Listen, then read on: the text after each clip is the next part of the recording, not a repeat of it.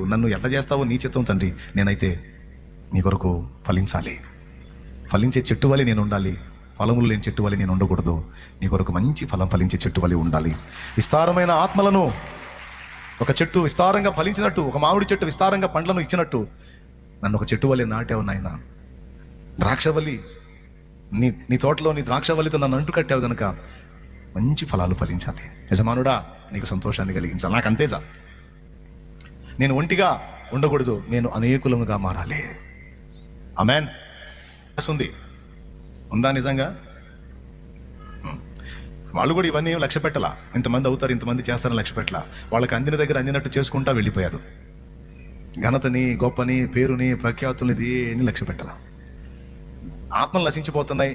రక్షకుడు యేసు పరిచయం చేస్తాను, నాకు అవకాశం ఉన్నంత వరకు ప్రకటించుకుంటూ సాగిపోతాను, తర్వాత కార్యాన్ని ఆయనే చూసుకుంటాడని. జలములలో నేను కూడా అంతే చేస్తున్నా ఇప్పుడు సేవ. నా కళ్ళ ముందు ఉన్న అవకాశాలన్నీ వినియోగించుకొని మాట ద్వారా, పాట ద్వారా, పుస్తకం ద్వారా ఏ విధంగా అవకాశం ఉంటే ఆ విధంగా పెద్దలకి, పిల్లలకి, వృద్ధులకి, అన్ని రకాల హిందువులకి, ముస్లింలకి అన్న తేడా లేకుండా అన్ని రకాల వాళ్ళకి అన్ని విధాలుగా, చదువుకున్నోడికి, చదువు లేనోడికి, మోటోడికి, విద్యాపరుడికి, ఆస్తికుడికి అందరికీ అన్ని విధాలా ఎలా అందించాలో అలా నాకు దేవుడిచ్చిన జ్ఞానంతో తిప్పలబడుతున్నా, చేసుకుంటూ సాగిపోతున్న ఫలం ఇక ఆయన చిత్తం. ఏదైనా ఇవని ఆయనకే మహిమ, ఆయనకి స్తోత్రం. నా ప్రయాస ప్రభువునందు వ్యర్థం కాదనేది నా గట్టి ధైర్యం, నమ్మకం. కాబట్టి విటలారా, ప్రభువుని వెంబడించేటప్పుడు మనం ఫస్ట్ ఆలోచించాలని కోరుకుంటున్నది ఇది. యేసయ్య, నన్ను వెంబడించాలనుకుంటున్నావు, నాతో ప్రయాణం చేయాలనుకుంటున్నావు, మల్లెపూల మీద నడక కాదు అబ్బాయి, ముళ్ళ మీద నడక మరి ఇష్టమేనా? నాకు ఇష్టమే తండ్రి. నన్ను వెంబడించాలనుకుంటున్నావు, మరి కొన్నిటిని వదిలిపెట్టుకోవాల్సి వచ్చింది, ఇష్టమే. కొన్ని పోగొట్టుకోవాల్సి వచ్చింది, ఇష్టమే. కొన్ని శ్రమలు పడాల్సి వచ్చింది, ఇష్టమే. కోరి అగచాట్లు తెచ్చుకుంటున్నట్టున్నావు, ప్రాణం పోయినా పర్వాలేదు, నువ్వు కావాలి యేసయ్యా. వదిలిపెట్టుకుంటాను, నష్టపోతాను. నువ్వు కోరి కష్టాలు ఇస్తే వాటిని కూడా సంతోషంగా స్వీకరిస్తాను. అవమానాలకు అప్పచెప్తే దానికి కూడా సిద్ధంగానే ఉన్నాను. నిందల పాలు చేయాలని నువ్వు అనుకుంటే దానికి సిద్ధంగానే ఉన్నాను. నేను ఒక్కటి తిరుగుతున్నావు, నిష్కారణంగా నువ్వు ఏదీ చెయ్యవు, అనవసరంగా నువ్వు ఏదీ చెయ్యవు. నువ్వు నాకైనా ఎవరికైనా ఏదైనా అనుమతిస్తే దాని వెనక సంపూర్ణంగా నా ప్రయోజనమే ఉంటుంది, నీ దగ్గర న్యాయం ఉంటుంది. కనుక చావైనా బ్రతుకైనా, మేలైనా కీడైనా, నీతోనే నా పయనమో, నీ ప్రేమ ప్రాకారము. తీర్మానంలో ఉన్నారు, కూర్చొని ఆలోచించుకొని అడుగులేయండి. తన వెంటబడి వచ్చేటువంటి ఆ వేలాది మంది గుంపు వైపు తిరిగి, ఏమైనా నన్ను వెంటాడుతా ఉన్నారు, ఎటుపోతే వస్తున్నారు, ఏం ఆశించి? రొట్టెలు ఆశించా? నేను చేసే అద్భుతాలు ఆశించా? లేకపోతే నా బోధలో తప్పులు పడదామనే? ఎందుకు? ఎవడైనా నువ్వు నన్ను వెంబడింపకూరిన ఎడలా తన సిలువనెత్తుకుని నన్ను వెంబడించాలి అంటే తన్ను తాను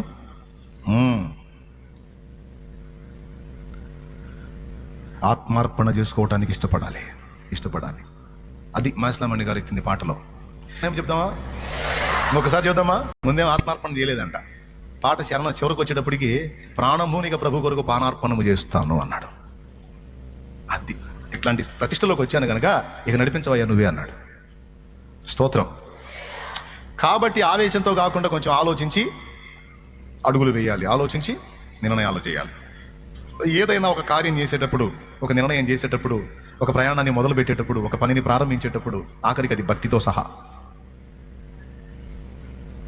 మనం ఇంట్లో చర్యలైనా, బయట చర్యలైనా, దేవునితో వ్యవహారమైనా, అవి దేవుని క్రియలైనా, మనుష్య సంబంధంగా భూమి మీద మనం బ్రతకడానికి అవసరమైన విషయాలైనా, ఏదైనా దేవుని పాదాల దగ్గర కొంచెం నింపాదిగా కూర్చొని కొద్దిగా దేవుని పాదాల దగ్గర కొంచెం ఆలోచించటం, దేవుడు అనుగ్రహించేటువంటి మనకు ఆలోచనకర్త ఉన్నాడు కదా. నేను నీకు ఆలోచన చెప్పేదను, నీ త్రోవను నేను నిన్ను నడిపించేదనని ప్రభు మనకు మాటిచ్చాడు గనక కార్యానికి పూనుకున్నా కొద్దిగా ఆలోచించి మన జీవితాన్ని కొనసాగించుకుంటే ఎంత బాగుండు. కొన్ని విషయాల్లో ఆలోచించనక్కర్లేదు, ఎందుకంటే కొన్ని విషయాల్లో ఆలోచిస్తా మేనమేషాలు లెక్క పెట్టి కూర్చుంటే జరగాల్సిన నష్టాలు జరిగిపోతాయి. కానీ కొన్ని విషయాల్లో ఆలోచించి అడుగులు వేయాలి. ఉదాహరణకి పౌలు భక్తుడు తిమోతితో అదే మాట్లాడుతూ అంటాడు, నేను నీకు చెప్పు సంగతులు నీవు ఆలోచించుకొనుము, దేవుడే నీకు సమస్తము తేటపరుస్తాడనే మాట ఒకసారి తిమోతికి రాసినటువంటి పత్రిక, నీకు కొన్ని విషయాలు చెప్పాను నేను, వాటిని గురించి కొంచెం ఆలోచించిన ఆయన. ఆవేశపడవాకు. ఏం చేయవాకు? ఆలోచించకుండా ఆవేశపడవాకు. నేను నీకు చెప్పే సంగతులు, లేఖనంలో నువ్వు వింటున్న సంగతులు, నీ మనసులో కలుగుతున్న ఆలోచనలు, హృదయ ఆలోచనలు, వాంఛలు, వాటన్నిటి గురించి కొద్దిగా ఆలోచించయ్యా. దేవుని ఎదుట ఆలోచించు. నువ్వు ఏ స్టెప్ తీసుకోవాలో నా తండ్రి, నా దేవుడే నీకు వివేకం అనుగ్రహిస్తాడు. వివేకం అనేది దేవుడు ఎవరికి ఇస్తానన్నాడు? ఆవేశపరులుగా, ఆలోచించేవారికా? పెద్దగా చెప్పండి. ఆలోచించేవారికి. ఒక రాజు మరో రాజు మీద యుద్ధానికి పోయేటప్పుడు వాడు 20,000 మంది తన మీదకి వస్తున్నాడు, తన దగ్గర 10,000 మంది ఉన్నారు. వీళ్లతో వాడిని జయించగలనా? ముందు ఆలోచించుకుంటాడు కదా, ఇది అయిద్దా? గోపురం కట్టి వాడు ఆలోచించుకుంటాడు కదా. పని మొదలుపెట్టి ఆ పని ఎలా కొనసాగించే దమ్ముందా? ఆలోచించుకునే కదా మొదలు పెడతాడు. అట్లా నన్ను వెంబడించేవాడు ఆవేశపరుడు కాదు, ఆలోచనపరుడై ఉండాలి. ఆలోచించి నిర్ణయం తీసుకోవాలి. తీసుకున్న తర్వాత ఇక వెనక్కి తిరగకూడదు. ఏదైనా ఒక పని మొదలు పెట్టేటప్పుడే ఆలోచించాలి. మొదలు పెట్టినాక ఇక ఆలోచన అనవసరం, ముందుకు సాగిపోవాలి. ఒక నడక మొదలు పెట్టేటప్పుడే ఆలోచించాలి. నడక మొదలు పెట్టిన తర్వాత మళ్ళీ సగం నడిచి వెనక్కి తిరగకూడదు. ఏమైనా కానీ నడక మొదలు పెట్టా తొదముట్ట నడవాల్సిందే అనే తీర్మానంతో ముందుకు సాగిపోవాలి. అని నేర్పుతాడు. రెండో మాట ఏమంటాడంటే, నీవు చేసే సమస్త కార్యాలలో కూడా దేవుని వాక్యం నీకు చెప్తున్న సంగతులను నువ్వు ఆలోచించు. దేవుడు నువ్వు ఎప్పుడైతే ఆలోచిస్తావో నీకు ఐడియాలజీ ఆయన ఇస్తాడు. నీ బుర్రకు తోచినట్టు లేదా మనుషులు నీకు చెప్పే ఆలోచనను బట్టి అడుగులు వేయొద్దు అని ఆయనే వాక్యంలో రాయించాడు. కొంతమంది ఇతరుల ఆలోచనలు తీసుకుంటారు, మంచిదే. అయితే తీసుకునే ఆలోచనలు నీకు చెప్పేవాళ్ళు ఎలాంటి వాళ్ళు, వాళ్ళు చెప్పే ఆలోచన నీకు యుక్తమైందా కీడుకరమైందా అనే వివేచన మనకుంటాం చాలా అవసరం. రెహబాము అనేవాడు సొలొమోను కొడుకు, సొలొమోను అనేవాడు దావీదు కొడుకు. దావీదు దేవుని హృదయానుసారమైన మనస్సు గలవాడని ప్రసిద్ధిగాంచినవాడు. దేవుని చిత్తానుసారమైన మనస్సు గలవాడని దావీదు ప్రసిద్ధికి ఎక్కాడు. ఆయనకి జన్మించిన వాడు సొలొమోను. ఆ సొలొమోనుకు పుట్టినవాడు రెహబాము. సొలొమోను టైం అయిపోయిన తర్వాత రెహబాము రాజ్యానికి ఎక్కుతాడు రాజుగా. అప్పుడు దేవుని ప్రజలు, ఇశ్రాయేలు జనాంగం ప్రజలు వచ్చి, ఈ రెహబాము టైంలో మీ తండ్రి ముగింపులో స్టార్టింగ్ బాగా పరిపాలించాడు, ముగింపులో మమ్మల్ని ఇబ్బంది పెట్టాడు, మరి ఇప్పుడు నువ్వు ఎక్కావు సింహాసనం ఆయన కొడుకుగా. మీ తండ్రి మా మీద మోపిన బరువైన కాడి నువ్వైనా చులకన చేస్తావా, లేకపోతే నువ్వు ఇంకా మోపుతావా? రాజా, నువ్వేం చేయాలనుకుంటున్నావు చెప్పవయ్యా అన్నారు. ఫలానా టైంకి రండి, నేను ఆలోచించుకొని చెప్తానన్నాడు. వయసులో పెద్దవాళ్ళ దగ్గరికి వెళ్ళి పెద్దవాళ్ళ ఆలోచన తీసుకున్నాడు. తమ తండ్రి టైంలో ఉన్నటువంటి వాళ్ళని ప్రశ్నించి, మరి ప్రజలు ఎలా వచ్చారు, వాళ్ళకి నేనేమని బదులు ఇవ్వాలి అని వాళ్ళ ఆలోచన తీసుకున్నాడు. వాళ్ళు అన్నది నిజమేనయ్యా, ప్రజలను నీవు వశం చేసుకోవాలంటే వాళ్ళ హృదయాలను గెలవాలి, వాళ్ళ కాడి చులకన చేయాలి. మీ నాన్న విపరీతమైన పనులు, పెనుభారాలు మోపి వాళ్ళ బాధకి, కోపానికి, శ్రమకు కారణమయ్యాడు. చివరిలో స్టార్టింగ్ బాగుంది మీ నాన్న పని, కానీ చివరిలో ఇలాగ ముగించబడ్డాడు. ఇప్పుడు నువ్వు లైన్లోకి వచ్చావు, మరి నీ సంగతి ఏంటని వాళ్ళు అడిగినప్పుడు నువ్వు వాళ్ళకి ఇవ్వవలసిన సమాధానం ఇదే: మీరేమీ చింతపడకండి, మా నాన్న మీ మీద మోపిన బరువైన కాడి నేను చులకన చేస్తాను. ప్రజలారా, మిమ్మల్ని నేను ఆశీర్వాదకరంగా పరిపాలిస్తాను, మీకు ఏ ఇబ్బంది కలగనీయకుండా చూసుకుంటాను. మా తండ్రి చేసిన తప్పు నేను చెయ్యను, మీరు ప్రశాంతంగా ఉండండి, మనకు దేవుడు ఉన్నాడని చెప్పయ్యా. అప్పుడు ప్రజలు వాళ్ళ హృదయాల్లో సంతోషిస్తారు. పోనీలే, తండ్రి ఇబ్బంది పెట్టిన కొడుకైనా అర్థం చేసుకున్నాడు, మంచి రాజు దొరికాడని నీకు కనెక్ట్ అవుతారు, ఆ తర్వాత నీవు నడిచినట్లు నడవచ్చు అని పెద్దలు ఆలోచన చెప్పారు. మీరు ఇంటికి పోయినాక ధ్యానం చేసుకోండి ఈ రెహబాము స్టోరీ. అంతవరకు ఆగి ఆ మాట చొప్పున సబబు అని గ్రహించి వెళ్ళి ప్రజలకు అలానే మాట్లాడినట్టయితే ఇశ్రాయేలు రాజ్యం 2 ముక్కలు అయ్యేది కాదు, రెహబాము పరిపాలన అస్తవ్యస్తం అయ్యేది కాదు. మనోడు ఏం చేశాడు తెలుసా? తనకంటే వయసులో పెద్దవాళ్ళ సలహా తీసుకున్నాడు, తన తోటి యవనస్తుల సలహా కూడా అడిగాడు. వాళ్ళు ఏం చెప్పారు తెలుసా? ఆలోచన తక్కువ, ఆవేశం ఎక్కువ. వాళ్ళకి అనుభవాలు ఉండవు, సావుగా. వాళ్ళకేం తెలుసు?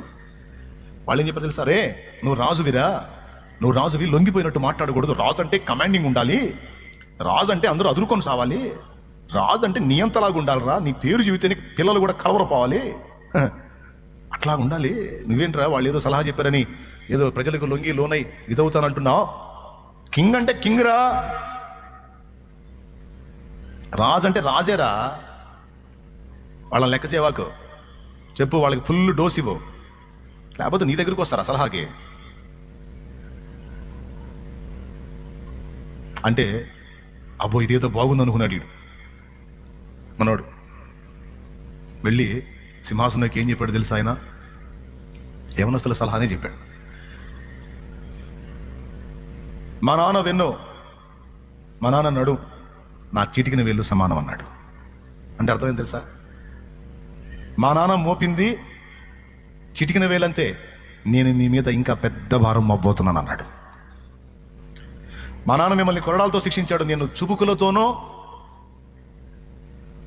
మరికొన్ని చెబుతాడు అక్కడ, వాటితో మిమ్మల్ని శిక్షిస్తాను అని యవనస్తులు చెప్పిన ఆలోచన చెప్పేసరికి రాజ్యం 2 ముక్కలైపోయింది. చూడండి, రాజుల మొదటి గ్రంథము 12వ అధ్యాయం 14. నా తండ్రి మీ కాడిని బరువుగా చేసెను గాని నేను మీ కాడిని మరి బరువుగా చేయుదును. నా తండ్రి చబుకులతో మిమ్మల్ని శిక్షించను గాని నేను కొరడాలతో మిమ్మల్ని శిక్షించుదును. ఆ తర్వాత దానికంటే ముందు చూడు, పోల్చి చెప్తాడు వేలుతో. అప్పుడు రాజు పెద్దలు చెప్పిన ఆలోచన నిర్లక్ష్య పెట్టి యవనస్తులు చెప్పిన ఆలోచన చొప్పున వారి ఏం ఆలోచన, ఎవరి ఆలోచన నిర్లక్ష్య పెట్టాడు? పెద్దల ఆలోచన నిర్లక్ష్య పెట్టాడు, దుష్టుల ఆలోచన పట్టుకున్నాడు. యవనులు చెప్పిన ఆలోచన చొప్పున వారికి కఠినంగా ప్రత్యుత్తరం ఇచ్చి ఇట్లా ఆజ్ఞాపించను. నా తండ్రి, చూసారా అక్కడ ఒక మాట ఉంటుంది తమ్ముడు, మా తండ్రి కంటే నా చిటికిన వేలు పెద్దదిగా ఉంటుంది. అది అవును గాని నీవు దాన్ని చులకనగా చేయవలని నీతో చెప్పుకున్న ఈ జనులకు ఇలాగు ఆజ్ఞ ఇమ్ము. నా తండ్రి నడుము కంటే నా చిటికిన వ్రేలు పెద్దదిగా ఉండును. చూడు ఏం సలహా చెప్పారు వాళ్ళు. దిక్కుమాల సలహాలు, వేసపరుల సలహాలు, దుష్టుల సలహాలు అనమాట. వాళ్ళ ఆలోచనలు చొప్పున పోతే ఒక దారి అయిపోవటమే. అందుకే వాళ్ళ నాన్న, అదే సొలొమోను వాళ్ళ నాన్న, ఇదే రెహబాం తాత ఏమన్నాడు తెలుసా? కీర్తనలు 1:1, దుష్టుల ఆలోచన చొప్పున నడవక, పాపుల మార్గమున నిలవక, అపహాసకులు కూర్చుండు చోటను కూర్చుండక, యెహోవా ధర్మశాస్త్రం నందు ఆనందించుచు దీవారాత్రం దాన్ని ధ్యానించువాడు ధన్యుడు అన్నాడు. ఈ గాయపడ్డోళ్ళనే వీడు ఇంకొంచెం గాయపరిచాడు. ఇది దుష్టుల ఆలోచన అన్నమాట. కొంతమంది సొంత ఆలోచనలు చేస్తారు, కొంతమంది దుష్టుల ఆలోచనలు నెరవేరుస్తారు, కొంతమంది మంచి వాళ్ళ ఆలోచనలు నెరవేరుస్తారు. వీటన్నిటికంటే నెంబర్ 1లో మనం ఫస్ట్ గుర్తించాల్సింది దేవుడు చెప్పే ఆలోచన. ఆలోచనలు చాలా వరకు మనకి బైబిల్లో దొరుకుతాయి. ఏ విషయానికైనా మనం ఎలా అడుగులు వేయాలన్నా ఇందులో మనకి దేవుడు ఆలోచన చెప్పగలడు. ఆయన పేరే ఆలోచనకర్త. పాట ఎగిరెగిరి పాడతాం కానీ ఆయన ఆలోచనే తీసుకోం. పాట ఏంది? ఒకసారి పాడండి. ఆలోచనకర్తనే. నా ఆలోచన తీసుకుంటున్నావా? నా ఆలోచనలోనే నడుస్తున్నావా? నా ఆలోచన నీవు తీవ్రంగా పరిగణిస్తున్నావా? టేక్ ఇట్ ఈజీ అని పక్కన పెట్టావా? చూసుకో, పరిశీలించి అంటాడు దేవుడు. మనం మనుషుల సలహాలు, మనుషుల ఆలోచనలు వినడానికి ముందు ఒక సంగతిని గూర్చి ప్రభువు ఏం చెప్తున్నాడో ఆయన ఆలోచనను పసిగట్టాలి. ఆయన ఆలోచనలన్నీ చాలా వరకు తన గ్రంథంలోనే మనకు అందించాడు.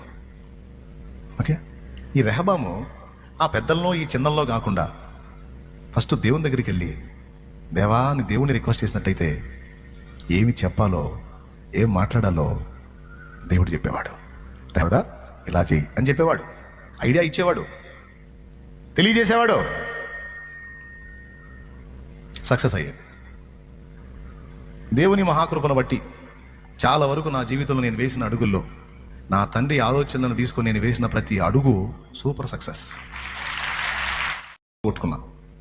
ఇతరులు చెప్పిన దిక్కుమాలిన సలహాలు మొహంబాలు కొట్టుకున్నాను. ఇది కూడా అనుభవం కూడా ఉంది మనకి. ఆలీలు చెప్పిన ఆలోచనలు మొహంబాలు కొట్టుకున్న అనుభవాలు ఉన్నాయి.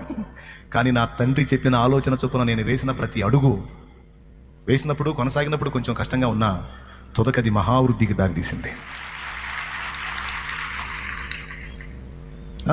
ఆశీర్వాదానికి దారితీసింది. ఎన్నున్నాయో అనుభవాలు అలా. అందుకే మీ అందరికీ కూడా మొట్టమొదటి చెప్తున్నాను, ఏదైనా ఒక కార్యం చేసేటప్పుడు దేవుడు నీకు వివేకం అనుగ్రహించినట్లు ఆవేశపడక ఆలోచించాలి. కొన్ని విషయాల్లో కొంచెం నిదానించాలి, తొందరపడకూడదు, తొందరపడి నిర్ణయాలు చేయకూడదు. బోధించేటప్పుడు సహా అది ఆలోచించాలి.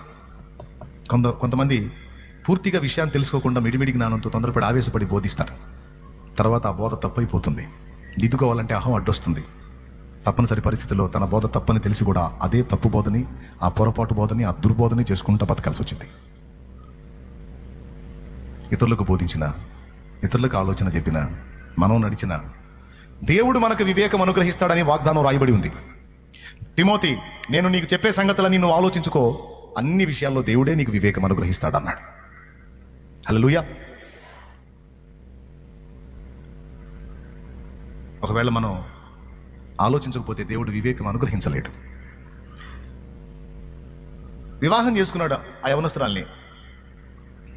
వాళ్ళు ఇంకా భార్యాభర్తలుగా జతపరచబడలేదు, ఏకం కాలేదు. కానీ చూస్తే ఆమె గర్భవతిగా ఉంది. తిండ్రా,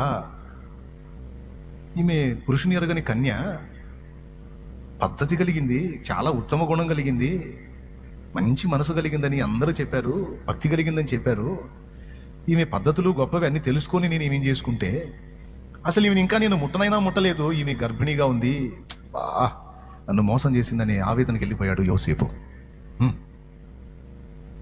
మనసు గాయపడింది. పురుషుడు దేన్నైనా తట్టుకోగలుగుతాడు కానీ తన స్త్రీ నయవంచనను మాత్రం తట్టుకోలేడు. ప్రతీకారము తీర్చున్నప్పుడు భర్తకు పుట్టు కాలేదు కదా, టార్చర్ చేసేదైనా భరిస్తాడు కానీ తనను గాక మరొకరికి స్థానం ఇచ్చిన వంచకురాలుగా తన భార్య ఉంటే మాత్రం పురుషుడు ప్రశాంతంగా ఉండలేడు. వాడు తినలేడు, త్రాగలేడు, నిద్రపోలేడు. ఇంకా చెప్పాలంటే కొంతమంది ప్రాణం కూడా తీసుకుంటారు. అంటే అది రైట్ అని నేను చెప్పను, ప్రాణం తీసుకోవాల్సిన అవసరమే లేదు. మనుషుల తత్వం ఇదని ఎరిగి దేవుడిని హత్తుకొని ఉంటే చాలు. అర్థమైందా? యోసేపుకు నిద్ర పట్ల, తిండి పట్ల, అది చేసుకున్నాను మంచిదనుకున్నాను, ఈ మరియమ్మ మంచిదనుకున్నాను, ఇట్లా చేసింది ఏమిటని ఆవేదన పడి ఏం చేశాడో తెలుసా?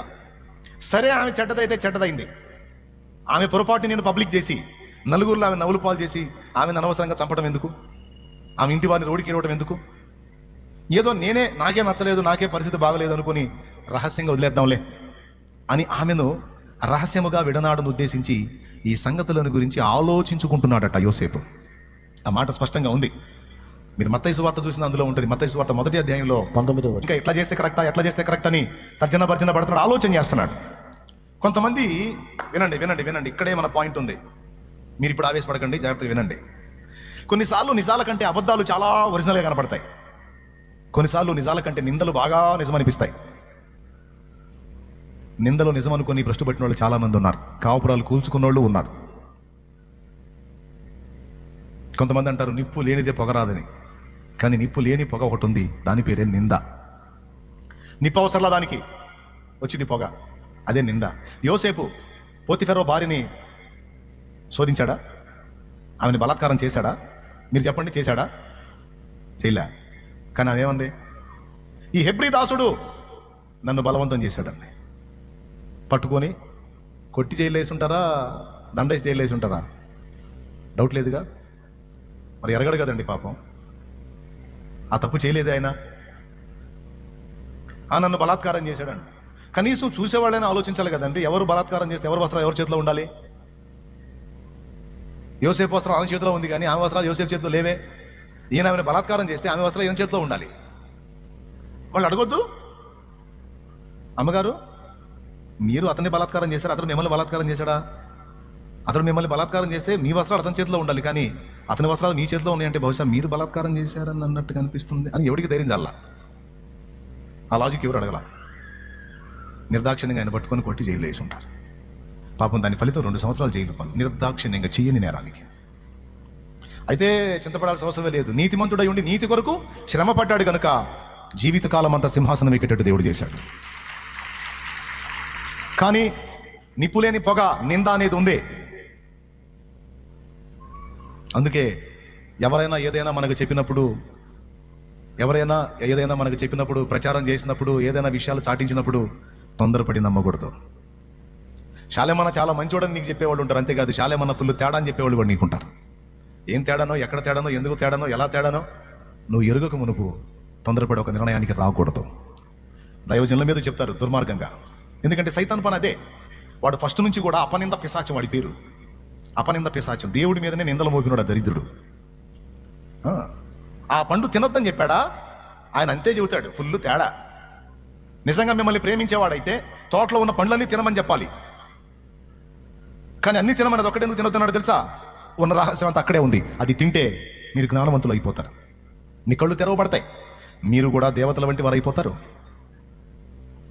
అందుకని మిమ్మల్ని తినొద్దన్నాడు. ఏందనుకున్నాను, మామూలుడు కాదు, ఫుల్ తేడా. ఎవరు? దేవుడు. ఇక ఆగిందా అక్కాయ్? ఆగిందా? ఇంకొకటి, ఒక వ్యక్తి మీద వచ్చిన నిందని ముందు తొందరగా ఎవరు నమ్ముతారో తెలుసా? ముందే ఆ వ్యక్తి మీద దురభిప్రాయం ఎవరికి ఉంటుందో వాళ్ళు తొందరగా నమ్ముతారు.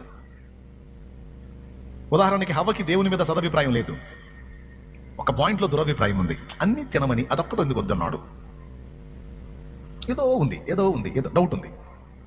వాడు క్లారిటీ ఇచ్చాడు దానికి. ఇక అంతే. ముందే దేవుడు ఏదో మాకు అందకుండా చేస్తున్నాడనే ఫీలింగ్ ఏమి ఉంది కదా, ఆ మాటకు వాడి మాట సపోర్ట్ అయ్యేసరికి ఇక పోయి తిన్నది అంతటితో ఊరుకుందా? ఆమె భర్తకును ఇచ్చెను, అతడు కూడా తీసుకొని తినెను. ఇద్దరు తెచ్చిపెట్టింది మనకి ఆస్తిలాగా పాపం. ఆ తత్వం అప్పటి నుంచి ఇప్పటిదాకా కంటిన్యూగా మన బాడీలో పనిచేస్తానే ఉంది. జబ్బు, రోగ లక్షణం లాగా పాపిష్టి లక్షణం ఈ శరీరంలో. వారసత్వ సంపద ఎవరిచ్చింది? వాళ్ళిచ్చిందే. మేలైనది చేయాలనే ఆలోచన కలిగిద్ది, కానీ చేస్తామా? చేయాలనుకున్న మేలు చేయకూడని కీళ్ళే దూలాడుకుంటుంది ఈ దరిద్రపు శరీరం, దిక్కుమాలిన శరీరం. ఎప్పుడు పోతామో ఈ శరీరంలో నుంచి బయటికి? ఈ పనికి మాలిన శరీరం అండి. ఆత్మ నందండి, ఇదేం పని అంటుంటుంది కాదా? మీ శరీరం అట్లేదా? ఇంకొక గంట పెంచాను అనుకో, అబ్బో అమ్మో నాయను ఏంది అలే వదిలేటట్లేడే, సయ్యా వీడిని మార్చయ్యా ముందు నాయనా, నా వల్ల కాట్లా. అదే సినిమా హాల్లో కూర్చోబెట్టు,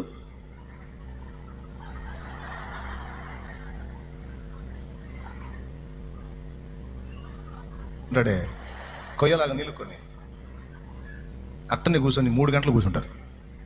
స్తోత్రం. కోటంలో ఇంకా గంట పెంచు, కూర్చొని స్టెప్పులు వేస్తుంటారు. ఈ నడుమి చేయబెట్టి, ఈ నడుమి చేయబెట్టి. అంటే మిమ్మల్ని తప్ప అంటలా, మీ శరీరాలు, మీ శరీరమే కాదు నా శరీరం కూడా అదే. అందరికీ తరతరాల వారసత్వ సంపదలాగా అన్ని శరీరాల్లో దిక్కుమాల పాపిష్టి నైజం ఉనికి పుచ్చుకున్నాం. ఇదంతా ఎక్కడి నుంచి వచ్చింది? అది ఎప్పుడు వచ్చిందో ఈ విడుదల. కొద్దిగా ఆలోచిస్తే సూపర్ ఉండేది, కానీ ఆలోచించలా. అవునా సర్పమా, నువ్వు చెప్తున్నావు బాగుంది, జస్ట్ ఇక్కడే ఉన్నాడు మా ఆయన, అడిగి వస్తాను, ఒక్క మాట అడిగి వస్తాను అంటే ఈడుండేవాడు సైతాన్ గాడు. సాయంత్రం దాకా ఓపిక పట్టు, చల్లబోట ఆయన వస్తాడు, ఎవరైనా పెద్ద ఆయన దేవుడు వస్తాడు, ఆయన్నే నిలదీస్తాను, ఆయన్ని అడుగుతాను అంటే ఎంత బాగుండు. ఆ పని చేయపోయి, ఈ పని చేయపోయి, ఎగబడి కోసుకొని తినే పాపం మూటగట్టి మనందరికీ ఇచ్చా. ఒక వ్యక్తి మీద దురభిప్రాయం ఉన్నవాడే ఆ వ్యక్తి మీద వచ్చిన నిందను వెంటనే నమ్మేస్తాడు. దురభిప్రాయం లేనివాడు నమ్మడం. ఇంకా చెప్పాలంటే ఈ దుష్ప్రచారాలు, నిందా ప్రచారాలు మోసుకొచ్చే వాళ్ళ తుప్పు వదిలించాలంటే ఒక పని చేయాలా. ఫలానా వ్యక్తి తేడా అని నీకు చెప్పినవాడు అక్కడ ఉండగానే ఇక్కడే కూర్చో, ఒక్క నిమిషం ఫోన్ చేస్తాను, ఫోన్ తీసుకుని నువ్వు వాడు అక్కడ ఉంటే అప్పుడు అడుగు. ఇప్పుడు చాలా ఏమైనా తేడా ఉన్నావు కదా, నేను ఆయన్ని కనుక్కుంటా, ఒక నిమిషం ఫోన్ ఉంది నేను కనుక్కుంటాను, బ్రదర్ ఉన్నాడు, శామ్ బ్రదర్ చేస్తా, అవసరం అయితే చేస్తాను, విషయం చెప్పిస్తాను ఆయనకి, ఆయన చెప్తాడు, అవసరమైతే అన్నకు లైన్ కలుపుతాడు, మాట్లాడతాను ఏమతో. కూర్చో, నువ్వు కూర్చో, నువ్వు ఎలా కూర్చో. ఎవరు చాలా ఏమైనా చేస్తున్నాయింది, ఎందుకు నువ్వు చెప్పావు కదా, ఇట్లా అని చెప్పావు కదా, కూర్చోడు. అట్లాగా నేను చూసానా అయింది, భలే పనే. నాకు ఎవరో చెప్పారు. ఎవరు చెప్పారంటే ఆయన నాకు ఇప్పుడు బోల్డ్ అంత పని ఉంది, నేను బావద్దు నాకు అసలు. మరి ఎందుకురా ఈ ప్రచారాలు మూట కట్టుకుని తిరుగుతున్నావు పనికి మనోడా. నిప్పు లేని పొగలు ఉన్నాయి, నిందలు. ఏదైనా సరే నమ్మేటప్పుడు తొందరపడి నమ్మకూడదు, చూసుకోవాలి, ఆలోచించుకోవాలి, గుడ్డిగా నమ్మకూడదు. మరియ నిజంగానే అపవిత్రురాలా? మరియ నిజంగానే పాపాత్మురాలా? పాప అప్పటి నుంచి ఇప్పటిదాకా మరియమ్మ నింద మోస్తానే ఉంది. ఇంత పెద్ద తరతరాల నిందకి తల వంచింది కనుకనే స్త్రీలలో నీవు ధన్యురాలవమ్మా అన్నాడు. తట్టుకోవడానికి ఇష్టపడింది కనుకనే మరియ ధన్యురాలు. ఇశ్రాయేల్లోనే అలాంటి స్త్రీ లేదని చెప్పొచ్చు. ఎందుకు? ఇప్పటికి కూడా అంటానే ఉన్నారు, మరియమ్మ వ్యభిచారంతో యేసును గందని, దరిద్రులు, సైతానుళ్ళు, లూసిఫర్ గడి తమ్ముళ్ళు, మతోన్మాదులు ఇప్పుడు కూడా అంటానే ఉన్నారు. కానీ నిజంగానే ఆమె ఎరుగా. అందుకే యోసేపు ఆలోచించాడు, దేవుడు ఆయనకి వివేకం అనుగ్రహించాడు. అంతేకాదు స్ట్రైట్గా దేవుడే మాట్లాడాడు. యోసేపు, మరియను చేర్చుకున్నటకు భయపడకుము, ఆమె పరిశుద్ధాత్మ వలన గర్భవతి అయినది, ఆమె యొక్క కుమారుని కనును, తన ప్రజలను వారి పాపముల నుండి ఆయనే రక్షించను కనుక ఆయనకు యేసు అను పేరు పెట్టుదువు. కనుక ఆమెను చేర్చుకున్నటకు భయపడొద్దు, ప్రజలను తన పాపముల నుండి, వారి పాపముల నుండి ఆయనే రక్షిస్తాడు. ఇదిగో ఇలా లేఖనం ఉంది కదా, అది నెరవేరినట్లు ఇది జరిగింది, నీవు ధన్యుడు అయ్యావు, జాగ్రత్తగా ఉండన్నాడు. అప్పటిదాకా తర్జనా భర్జనబడి ఆలోచించినాడు. అద్భుతంగా మరియను చేర్చుకొని ఆమెకు ఉపచారం చేసి ఆమె కుమారుని కను వరకు ఆమెను ఎరుగకుండెను అని రాస్తుంది. అంతేకాదు మరియ కుమారుణ్ణి కన్న తర్వాత ఆమెను భార్యగా స్వీకరించి ఆమెకు మళ్ళా సంతానాన్ని కూడా కని తన నిజాయితీని నిరూపించుకున్నాడు యోసేపు. చెప్పగట్టిగా. ఏ విషయాన్ని కూర్చైనా సరే ముందు దేవుని దగ్గరకు ఆలోచనకి వెళ్ళాలి. దైవ జనుల మీద దుష్ప్రచారాలు చేస్తే నేను వెళ్ళి మోకాళ్ళుని దేవుడిని అడిగా, నాకు భయంకరంగా చెప్పారు. నేను ఎంతో ప్రేమించి వెంబడించేటువంటి దైవజనుల మీద నాకు భయంకరంగా చెప్పారు. చెప్పినప్పుడు నేను వెళ్ళి దేవుని ముందు మోకాళ్ళుని ప్రార్థన చేసి దేవుడిని అడిగా, దేవా వాడి ఆలోచన వీడి ఆలోచన కాదు, నువ్వు చెప్పిన ఆయన ఆ భక్తుల గురించి ఇలాంటి వారి మాటలు నమ్మవద్దని దేవుడు మాట్లాడాడు.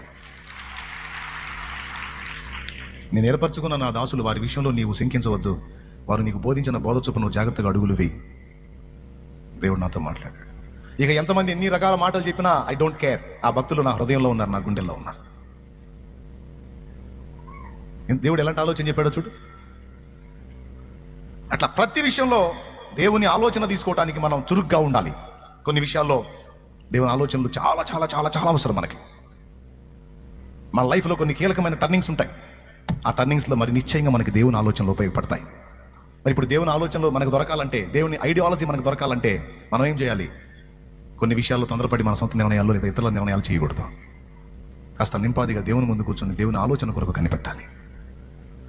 దావీదు చేశాడు ఈ పని, అబ్రహాం చేశాడు ఈ పని, భక్తుల్లో చాలా మంది చేశారు ఈ పని. దేవా, ఈ స్థితిలో నేను ఉన్నాను, ఏం చేయమంటావు, సెలవివయ్యా అని దేవుని ముందు కూర్చున్నారు. చూడండి, యోసేపు ఐగుప్తుకు వెళ్ళిన తర్వాత యాకోబు తెలుసుకుంటాడు కొడుకు బతికే ఉన్నాడని. చాలా సంవత్సరాల తర్వాత తన కొడుకు చనిపోయాడు అనుకున్న కొడుకు ఇంకా సజీవుడై ఉన్నాడని యాకోబుకు తెలియవచ్చినప్పుడు వెంటనే పరిగెత్తలేదు. వెళ్ళి దేవుని సన్నిధిలో బలిపీఠం కట్టి బలి అర్పించి దేవుణ్ణి అడిగాడు, దేవా, వీళ్ళేంటి నాయనా, వాళ్లే చెప్పారు యోసేపును దుష్టమృగం చీల్చివేసిందని, వాని అద్దాల అంగిని తీసుకొచ్చి నాకు ఇచ్చింది వాళ్లే, నా కొడుకు యోసేపు చనిపోయాడని చెప్పింది వాళ్లే, ఇప్పుడు వచ్చి యోసేపు బ్రతికే ఉన్నాడు, ఐగుప్తుని వెళ్తున్నాడని చెప్తున్నారు ఏంటి నాయన? నేను ఇప్పుడిప్పుడే వాడిని మర్చిపోతున్నాను, వాడి గురించి మళ్ళీ నాకు జ్ఞాపకాలు రేపెట్టారు, వీళ్ళ మాటలు నేను నమ్మొచ్చా? వాళ్ళు చెప్పింది నిజమేనా? వాడు బతికే ఉన్నాడా? నా యోసేపు ఇంకా సజీవుడై ఉన్నాడా అని దేవుడిని అడిగితే దేవుడు చెప్తాడు, యాకోబు, నువ్వు ఐగుప్తుకు వెళ్ళడానికి భయపడకు, నువ్వు వెళ్ళు, నేను నీతో కూడా వస్తాను, నీకు కూడా వస్తాను, నీ కుమారుడైన యోసేపు నీ కన్నుల మీద తన చేతులు ఉంచును అన్నాడు. నువ్వు వెళ్ళు, నీ కొడుకు నీకు కనబడతాడు, యోసేపు కనపడతాడు, అతడు నీ కన్నీళ్లు తుడుస్తాడు, పో, నీ బిడ్డ బతికే ఉన్నాడు, పోవాయి అని చెప్తాడు. దేవుడు చెప్తాడు. అప్పుడు కదులుతాడు యాకోబు. చదవండి బైబిల్, ఇప్పుడు కాదు, ఇంటికి పోయినాక. స్తోత్రం, హల్లెలూయా. ఒకప్పుడు మనుషుల ఆలోచనలతో ఎట్లా పెడితే అట్లా నడిపించబడ్డ యాకోబు, వాళ్ళ తల్లి సలహాలు, మామయ్య సలహాలు, జీవితాలు ఆయనే మారుతూ ఉంటాడు, ఆయన జీవితది. మనుషుల సలహాలతో గుల్లబారిపోయిన యాకోబు జీవితం చివరికి నేర్చుకున్న పాఠం ఏంటో తెలుసా? దేవుని ఆలోచన చొప్పున అడుగు వేయాలి, కనిపెట్టుకునే మనసు ఉండాలి. ఇది ఒక ముఖ్యమైన విషయం. మీరు ఎవ్వరు దీన్ని అశ్రద్ధ చేయొచ్చు. నువ్వు ఏది ఆఖరికి పొలంలో నువ్వు పంట వేసే పంట విషయంలో కూడా దేవుని ముందు కనిపెట్టచ్చు. ఆయన నాకు దారి తిని అర్థం కావట్లేదయ్యా, ఏదేమంటావు నాకు బయలుపరచయ్యా, నాకు చూపించుతండి, నేను దొరకట్లేదు, నాకు ఆలోచన చెప్పయ్యా, నువ్వు చెప్పకపోతే నేను కదల తండ్రి అని కనిపెట్టి నువ్వు నీ కుటుంబం ప్రార్థన చేయి. నీ కుటుంబం బయటపడటానికి అవసరమైంది ఏదో ఆయనే నీకు చూపిస్తాడు. దేవుడు చెప్పింది నువ్వు వేయి, దేవుడు చెప్పింది నువ్వు చేయి, తర్వాత ఏం జరిగిద్దో చూడు. స్టార్టింగ్ ఒకవేళ కష్టాల్లాగా, ఇబ్బందుల్లాగా, వేదనలాగా, నష్టాల్లాగా నీకు అనిపించినా లక్ష్య పెట్టద్దు. నువ్వు అలానే ముందుకు సాగిపో. నా దేవుడు చెప్పాడు నేను చేస్తాను దీన్ని, ఒకనాటికి దాని ఫలం తప్పకుండా నువ్వు చూస్తావు. దేవుని ఆలోచనలను శ్రద్ధ చేయొద్దాం. అలాగే దేవుని సంబంధుల ఆలోచనలు కూడా నువ్వు తీసుకోవచ్చు. కొన్నిసార్లు దేవుడు వారి నుంచి కూడా మాట్లాడతాడు. ఏది ఏమైనా నీ దృష్టికి వచ్చే ఆలోచనలని నువ్వు వివేచించాలి, చురుగ్గా ఉండాలి. ఈ కీలకమైన విషయాన్ని మీరు దృష్టిలో పెట్టుకొని, ఫస్ట్ సండే స్కూల్ ప్రాముఖ్యత, పిల్లల పరిచర్య గురించి, పిల్లలు ఎన్ని రకాలుగా ఉన్నారో వాళ్ళ స్థితిగతులు ఏంటో ఒక అంశం మీకు బోధించాను. తర్వాత దేవుని ఆలోచన మనం తీసుకున్నట్లు, దేవుని వివేకం మనకు అందున్నట్లు మనం ప్రతి విషయాన్ని గురించి కొంచెం ఆలోచించి అడుగులు వేయాలి. ముఖ్యంగా దేవుని వెంబడించే విషయంలో ఆలోచించి అడుగులు వేయాలి. రెండవది, ఇతరుల మీద మనకి వినబడేటువంటి మాటలు, ఇక మన దైనందిన జీవితంలో మనం తీసుకునేటువంటి నిర్ణయాలు, తీసుకునే స్టెప్స్ విషయంలో తప్పకుండా దేవుని వివేకాన్ని పొందినట్లు దేవుని ముందు కనిపెట్టుకోవటం, దేవునికి ప్రార్థన చేయటం, కొన్ని ముఖ్యమైన ఘట్టాల్లో టోటల్ ఫ్యామిలీ కలిసి కూర్చొని దేవుని పాదాలు పట్టుకొని దేవుని ఆలోచన అడగటం మంచి అలవాటు, భక్తిపరుల అలవాటు. క్రమంగా చదువుతూ ఉంటే బైబిల్ నీ హృదయంలో ఉన్నట్లయితే చాలా విషయాలకి లేఖనాల్లో నుంచే నీకు జ్ఞానం అబ్బుతుంది.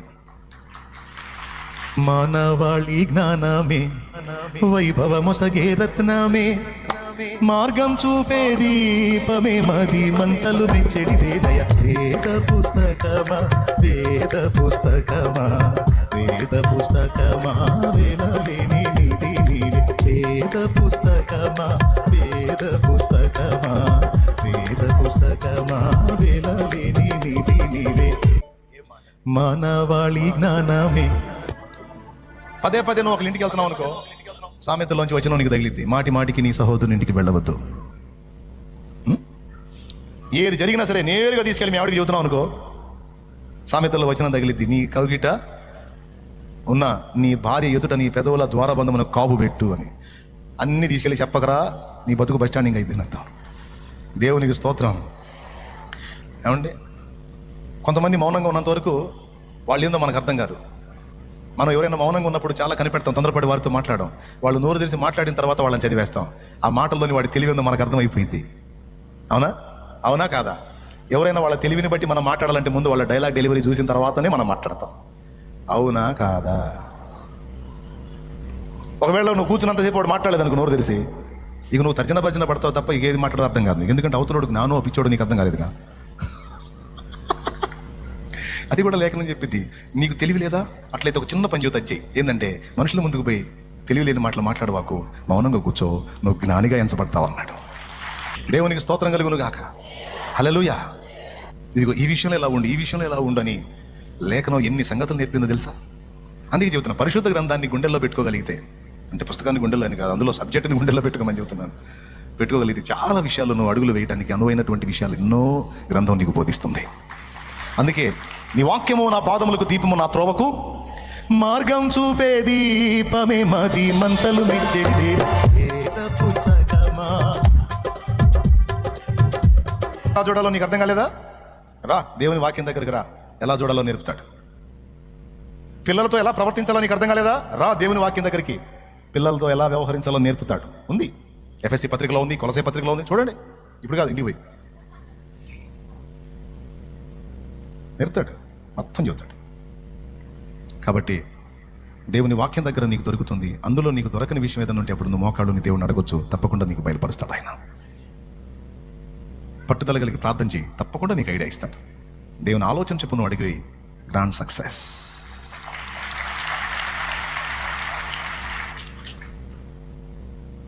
ఆయనే తెలివినిస్తాడండి. కొన్ని విషయాల్లో ఆలోచించి అడిగేయాలి, కొన్ని విషయాల్లో ఆలోచన అవసరంలా దూకేసేయాలి. సౌలా సహోదరా, ఇక తడవ చేయట ఎందుకు? లేచి ప్రభు నామమును బట్టి ప్రార్థన చేసి బాప్తీసం పొంది నీ పాపాలను గడిగేసుకో అన్నాడు. విచిత్రం ఏంటంటే పనికిమాలిన కార్యాలకు మాత్రం తెగ ఆలోచిస్తారు, కానీ ప్రాముఖ్యమైన విషయాలకు మాత్రం ఆలోచించరు. ఇది ఇంపార్టెంట్, చాలా ప్రాముఖ్యం రక్షణ. కానీ దాని దగ్గర మాత్రం ఎన్ని ఆలోచనలో, ఎందుకో తెలుసా? ఆలోచనలని సైతాన్ని కూడా పెట్టే,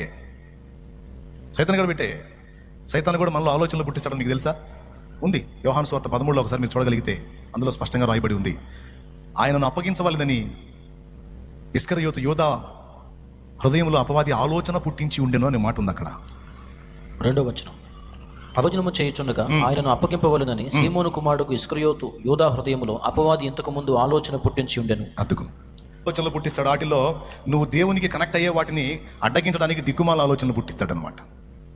ఆ ఆలోచనలకు లోబడకూడదు, దేవుని ఆలోచనకు లోబడాలి. రా, ప్రయాసపడి భారం మోస్తున్నావా? రా, నా యొద్దకు వచ్చి నీ భారం దించుకో, నా రక్తంలో నీ పాపాలని కడుక్కో, తొందరగా ముందు ఆ పని చేయి అన్నాడు దేవుడు. దానికి ఆలోచన ఎందుకు? అడ్డదిడ్డమైన పాపాలు విచ్చలవిడిగా చేయటానికి ఆలోచించాలి, కానీ ఆలోచించకుండా చేశావు, ఇష్టం వచ్చినట్టు ఊరేగావు.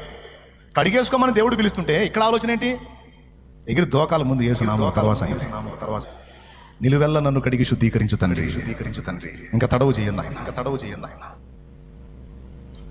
అదే తీసుకుందాం, అదే ఆలోచన చేస్తున్నాలే, ఆలోచిస్తున్నా ఏం చేయాలో ఏందో. మరి ఇప్పుడు మనం మామూలుగా మొట్టమొదటి నుంచి అదే ఆలోచిస్తున్నాను నేను, మరి ఏం చేద్దామని. తీసుకోమంటే మరి మామూలుగా తీసుకుంటే అది బాగానే, మామూలుగా అదే ఆలోచిస్తున్నాను. మరి మరి ఆ సంగతి తర్వాత మరి ఎవరి నీ మరి చావు ఎప్పుడు నాయన, నీ మరి ఎప్పటికి నువ్వు ఒకదిగేది, నువ్వు రక్షణ పొంది వదిలేయాల, నువ్వు మరి లేదు గిరి లేదు, నువ్వు పాపివి. ప్రభు రాకడా నీ పోకడ రెండూ తెలియదు గనక అది జరక్క ముందే తరలిరా మార్గము యేసే వేయ బడకముందే. మరి మామూలుగా అనుకుంటా ఆయన రక్తముతో నిలువెల్లా కడిగి వేసుకొని పరిశుద్ధురాలివై ముందు ఒడ్డున నిలబడాలి. ఈ ప్రేమతో చెప్తున్నా, కొన్ని సంగతులు ఆలోచించి నిర్ణయాలు చేయాలి, కొన్ని సంగతులు ఆలోచించి మీనమేషాలు లెక్క పెట్టకూడదు. దేవుని వాక్కును బట్టి ధైర్యం చేసి ముందుకు వేసేసేయాలి. హల్లెలూయా. మీరు మీ వివేచన ఏమాత్రందో నేను పరిశీలిస్తానో మీరు కూడా సిద్ధపడండి, జాగ్రత్త పడండి. మీరు వేసేటువంటి అడుగులు, మీరు చేసే ప్రయత్నాలు, మీ జీవితాన్ని మీరు వెచ్చించే విధానం కొంచెం ఆలోచించి చూసుకోండి. మీ టైం ఎలా వేస్ట్ అయిపోతుందో చూసుకోండి, మీ ఆయుష్కాలం ఎలా తరిగిపోతుందో చూసుకోండి, మీకు దేవుడిచ్చిన అవకాశాలు ఎలా లాస్ చేసుకుంటున్నారో చూసుకోండి, మీరు పని చేయాల్సిన టైంలో ఎలా దాన్ని వ్యర్థపుచ్చుకుంటున్నారో చూసుకోండి. మనందరం వివేచించుకోవాలి. ప్రతి ఘట్టాన్ని గురించి. ఎందుకంటే మనకి పెద్ద జీవితం లేదు భూమి మీద, చిన్న జీవితం. ఈ చిన్న జీవితాన్ని మనం అర్థవంతంగా ఖర్చు పెట్టకపోతే చాలా నష్టపోతాం. అందుకే ప్రతిదీ కూడా కొంచెం వివేచించడం నేర్చుకోండి, ఆలోచించడం నేర్చుకోండి. ఇతరుల గురించే కాదు, మీ లైఫ్ గురించి కూడా, మీ లైఫ్ డిజైన్ గురించి కూడా కొంచెం ఆలోచించి దేవుణ్ణి బట్టి, వాక్యాన్ని బట్టి డిజైన్ చేసుకోండి. జన్మ సార్థకమైద్ది, బ్రతుకు ధన్యమైద్ది. Praise the lord. అంతేకాదు, సమస్య వచ్చింది, శ్రమ వచ్చింది, ఇబ్బంది వచ్చింది, చివరిగా ఈ రెండు మాటలు వినండి. ప్రాబ్లం వచ్చింది, దానికి వాక్యం ఏం చెబుతుంది? కూర్చొని ఏడవమని చెప్పిందా? సణుకొని కొనుక్కొని చేపలు పెట్టుకోమని చెప్పిందా? మీలో ఎవరికైనా శ్రమ సంభవించినా అతడు ప్రార్థన చేయవలెను. మీలో ఎవరికైనా సంతోషము కలిగిన అతడు కీర్తన పాడవలెను. మీలో ఎవడైనా రోగి ఉన్నాడు, అతడు సంఘపు పెద్దలను పిలిపింపవలెను. వారు వచ్చి ప్రభువు నామమున నూనె రాసి ప్రార్థన చేస్తారు. విశ్వాస సహితమైన ప్రార్థన ఒక రోగిని స్వస్థపరచును. అతడు పాపములు చేసిన వాడైతే క్షమింపబడును, ప్రభు అతని లేపును. యాకోబు రాసిన పత్రిక 5వ అధ్యాయం 13, 14 వచనాలు. ఇంటికి పోయి చూసుకో, ఇప్పుడు కాదు, స్పష్టంగా ఉంది. సో దేవుని వాక్యం ఏం చెబుతుంది? శ్రమ సంభవించినప్పుడు ఏం చేయమని చెబుతుంది? మోకాళ్ళు నీ ప్రార్థన చేయమని చెప్తుంది. అదిగో మళ్ళీ లేట్ అవుతురా, టైం అయిపోయింది నాకు. దేవుని వాక్యం నీకు ప్రతి దానిలో జ్ఞానం ఇస్తుంది. నువ్వు ఇప్పుడు ఈ సిచ్యువేషన్లో ఏం చేయాలి? ఎవరు నీకు హెల్ప్? దేవుడే రావాలి మోకాళ్ళ మీద దేవుని దగ్గరికి. అట్లా ప్రతి ఘట్టంలో వివేచనతో అడుగులు వేయటం నేర్చుకోండి. మీకు దేవుడిచ్చిన అవకాశాలు అందిపుచ్చుకొని మీ జీవితాన్ని సార్థకం చేసుకోండి. అంతే. ఇంక నేనేం ఆశిస్తానండి? మీరు బాగుండాలి, మీ లైఫ్లో బాగుండాలి, మీరు ఆశీర్వదించబడి మనకి ఇవ్వబడిన ఈ చిన్న జీవితాలు అర్థవంతంగా ముగియాలి. అంతే.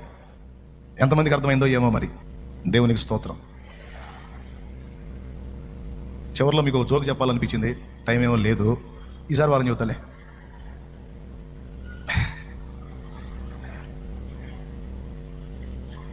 విజయనగర సామ్రాజ్యాన్ని పరిపాలించే రాజు శ్రీకృష్ణదేవరాయలు.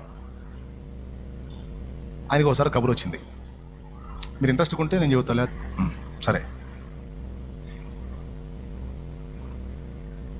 ఆయన సైనికులు కొంతమందిని ప్రక్కరాజ్యపు రాజు బంధించాడు. ఆయన ఒక ముస్లిం రాజు, అది నవాబులు ఉంటారు కదా వాళ్ళు.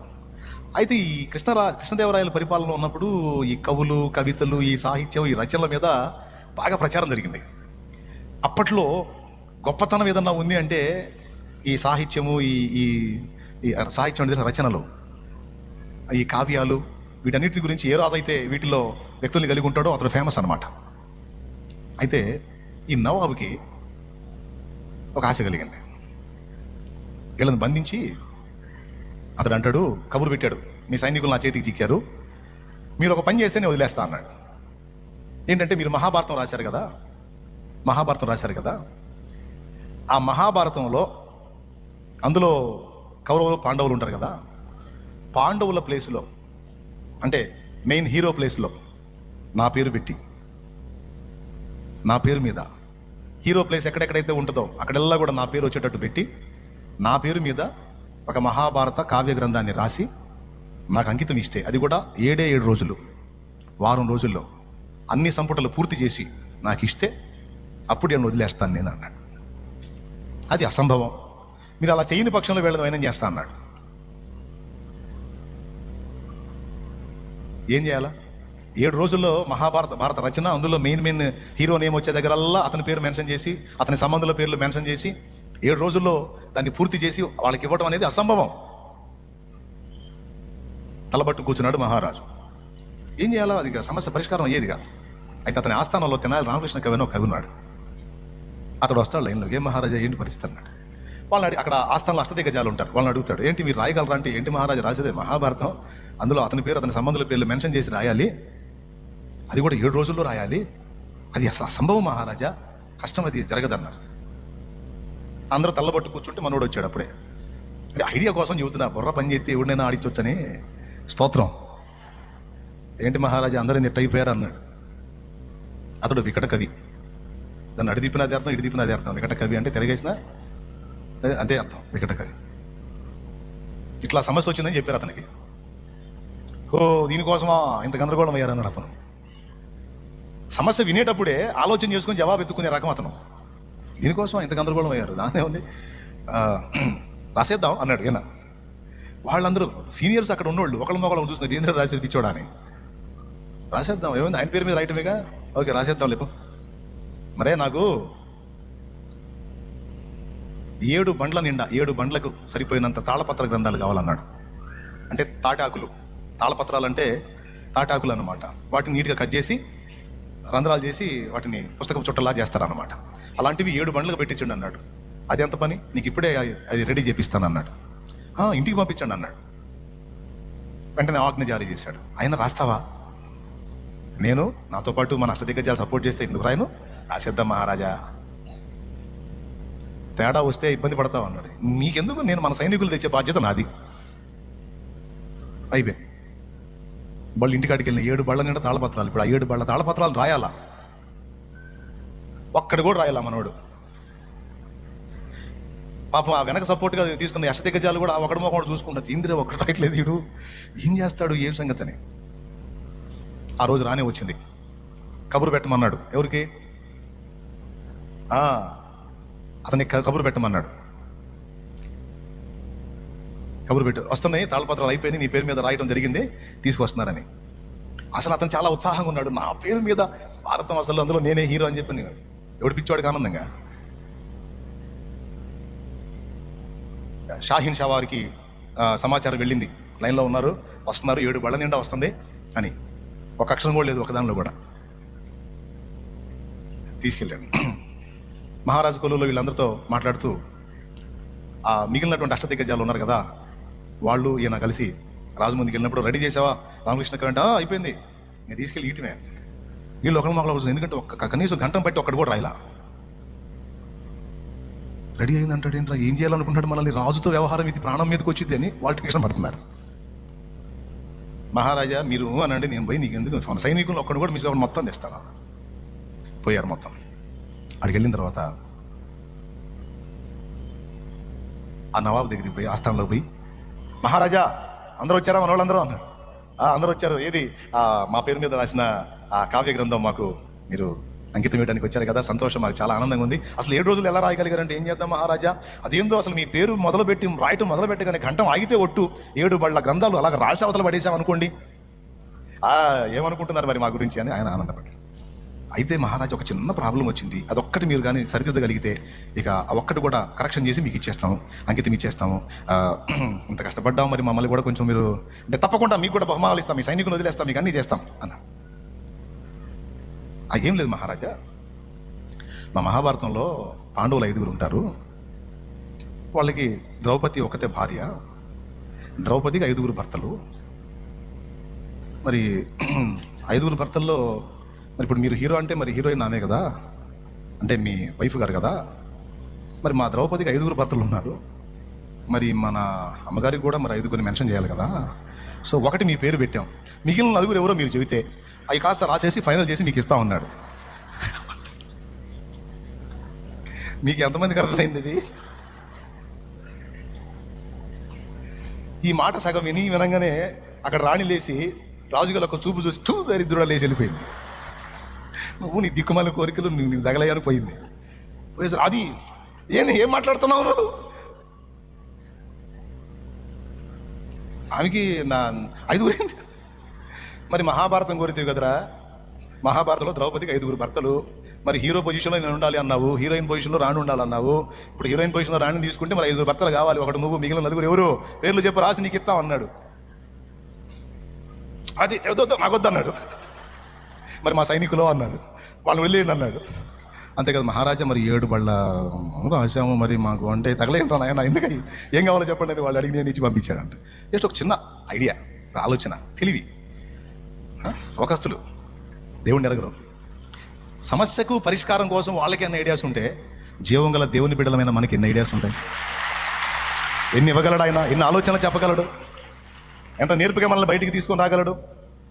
ఆశ్చర్యకరమైనటువంటి ఆలోచన శక్తి కలిగి ఉన్నవాడు యెహోవా ఆత్మ, జ్ఞాన బలములకు వివేచన ఆలోచనలకు ఆధారమగు ఆత్మ. ఆ ఆత్మను మనం కలిగి ఉన్నాం. కాబట్టి లోకస్తులకి అంత ఆలోచన తెలివి ఉన్నప్పుడు పరలోక సంబంధమైన మనకు మరి నిశ్చయంగా దేవుడు జ్ఞానం అనుగ్రహిస్తాడు కదా. అంతకు మించిన తెలివి, అంతకు మించిన జ్ఞానం ఇందులో ఉంది, పరిశుద్ధ బైబిల్ గ్రంథంలో ఉంది. కాబట్టి నెక్స్ట్ మీరందరూ కొంచెం శ్రద్ధిన్నట్టుంటారని ఆ జోక్ చెప్పలే. కాబట్టి చెడుతనాన్ని చేయడానికి మనం ఆలోచించాలి, కానీ చెడును కడిగేసుకోవడానికి ఆలోచించకూడదు. పరిగెత్తుకుంటూ వచ్చి యేసు రక్తాన్ని ఆశ్రయించాలి. ఒకసారి పైకి లేచి నిలబడదాం.